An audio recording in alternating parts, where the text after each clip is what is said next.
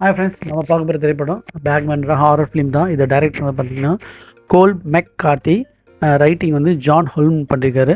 So நடிகர்கள்லாம் நிறைய பேர் நடிச்சிருக்காங்க. ஸ்டார்ஸ் பார்த்தீங்கன்னா சாம் கிளாஃபின், அண்டோனியோ தாமஸ் எல்லாம் புதுமுகங்கள் தான். Carol Vincent ரோடன்.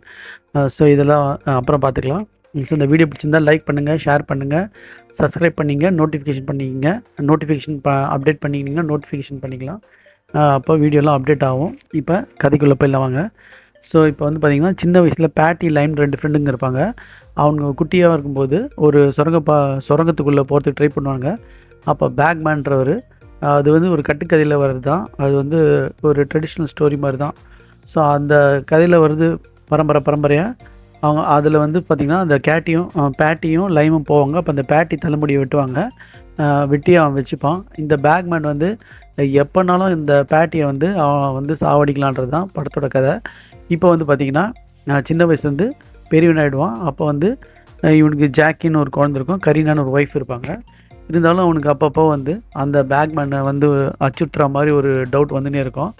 இப்போ வந்து அவங்க வந்து ஒரு அந்த குழந்தைய வந்து அந்த இடத்துல வேணான்ட்டு ஒரு பேபி சிட்டர்கிட்ட கொடுப்பாங்க ஒரு நாள்.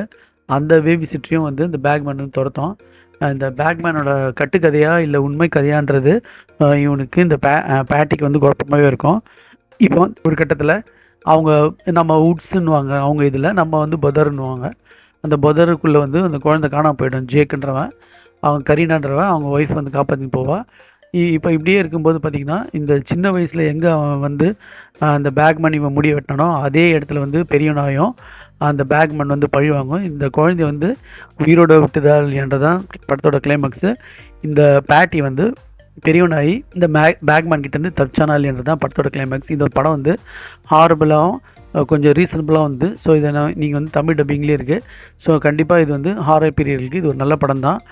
ஸோ கொஞ்சம் ஸ்லோவாக போனாலும் இது வந்து ரீசனபுளாக இருந்தது. ஸோ பார்க்குறவங்க பார்த்து என்ஜாய் பண்ணுங்கள். Thanks friends.